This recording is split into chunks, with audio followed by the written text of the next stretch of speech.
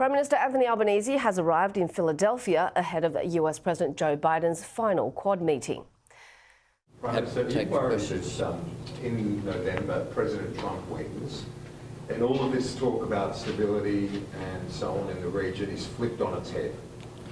The election in the United States is, of course, a matter for the people of the United States. What I'm very confident of is that our relations with our friends here in the United States is a relationship between nations based upon our common values that we have, and that it is not just a relationship between individuals as strong as my relationship with President Biden has been. This will be the 11th time that we've had the opportunity to meet, and I look forward to seeing him tomorrow. US President Joe Biden said that he's going to be essentially trying to future-proof the Quad. It seems to be all framed around election-proofing this alliance. Are you concerned that if Donald Trump wins this election in November, he will tear up and walk away from this alliance? No, this is a relationship between our two great nations that was forged during World War II. John Curtin, a great Labor Prime Minister, deserves the credit for defending our nation and looking towards America at that darkest of hours that Australia experienced. Ever since then, we have relied upon our friends in the United States, and they've been able to rely upon us as well. And just a week or so ago, I was there at the base in Perth aboard a nuclear-powered submarine, Virginia-class submarine, that's being maintained there, getting its maintenance done, including with an Australian submariner who's been working on the submarine. And it just shows how close the relationship is, and it will continue to be. Prime Minister, the White House has said China will be high on the agenda during the Quad discussions on Saturday. Do you agree with that? And do you think that the release we've seen in the past week of the footage of the interaction between a Chinese aircraft and an Australian aircraft is perhaps some sort of preemptive warning to Australia about Chinese strength? Well, we know that in our region there is strategic competition. And of course that's a factor when we look at the way that our region is operating, the relations between the rise of China with nations in our region. But that is not the only focus, of course. This is a focus on our four nations, the security and stability that democracies can provide. And we want to, with regard to China, my position is very clear. It's that we will cooperate when we can, we will disagree where we must, but we'll engage in our national interest. And that is something that has led to an improvement in the relationships with China. That doesn't mean there aren't differences there are. And we talk about them and we discuss them in appropriate forums, and we discuss them very directly. Prime Minister, you will be meeting over the course of these next 2 days with Narendra Modi. This will be a chance you have to speak to him face to face since Australia expelled an Indian nest of spies from our country. What will you be saying to him to get an ally and a friend to cease and desist from that kind of spying on Australian soil?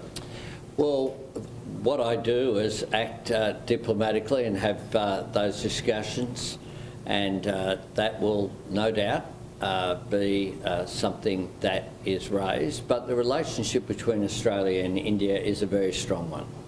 I'll be talking with Prime Minister Modi about our comprehensive economic partnership we want to see concluded.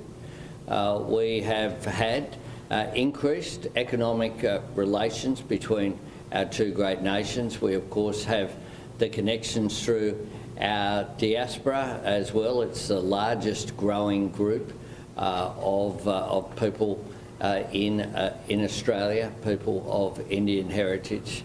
And I spoke with Prime Minister Modi just a couple of weeks ago, in August, a few weeks ago now, I spoke with him after his re-election and congratulated him on his on electing another term. What I do is I raise issues privately as how that we deal with things diplomatically, and I'll continue to do so.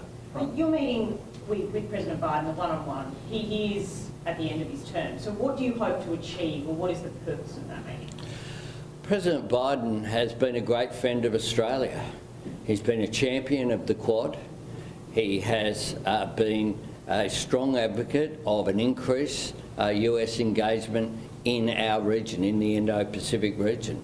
America is the largest investor in Australia from any country. We will be discussing, of course, we have AUKUS, both Pillar 1 and Pillar 2 that are important, and it will be an opportunity for us to discuss a wide range of issues with President Biden. I very much look forward to seeing him. Prime Minister, you haven't been to the UN yet since you've been in office. Why not go to New York next week for that? And did you consider trying to arrange a meeting with Donald Trump, as Prime Minister Modi has also done next week? Well, I'm coming here just for the Quad. I have been to the overseas meetings that I have to go to.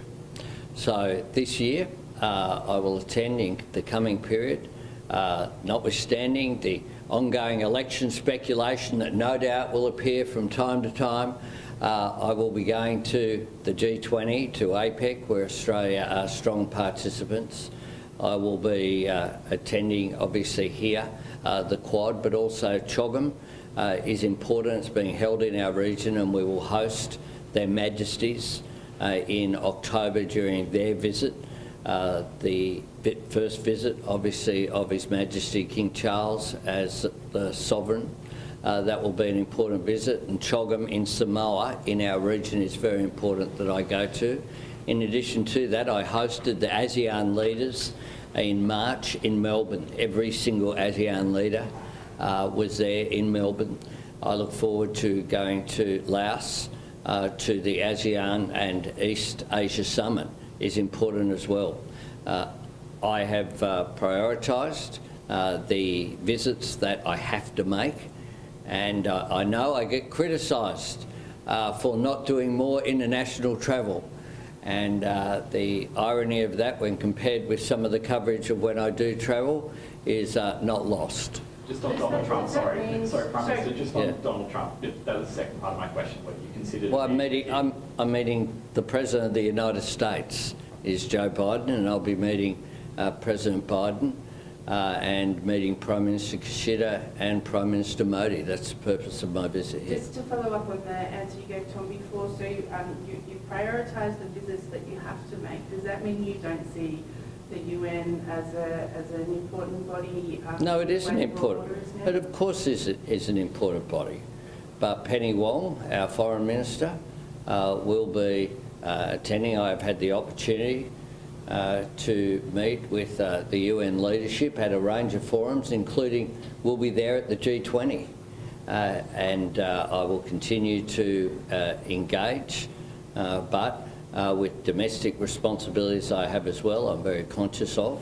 So I have limited, to the extent possible. I had a big repair job to do with a number of nations, including France, after I was elected Prime Minister.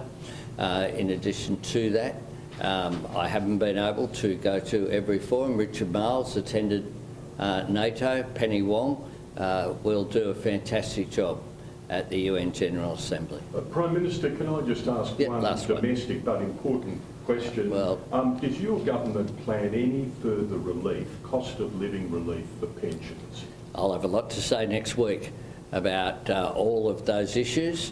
Including pensioners, Prime Minister? I'll have a lot to say about the full range of issues. I note that I stick to the issues that I'm focused on over the next couple of days, and I'll continue to do that. These are important, and one of the reasons why I make sure I'm limiting some of my international travel so that I can deal with domestic issues, and I look forward to doing them next week when I will be back in Canberra, but at a number of other locations as well. Thank you very much, and thank you to those journalists as well who've made the effort of travelling with us here. It's a long journey to come to the Quad, but it's important that we report back on what's happening here, and good to see some of the US-based correspondents here as well. Thanks very much.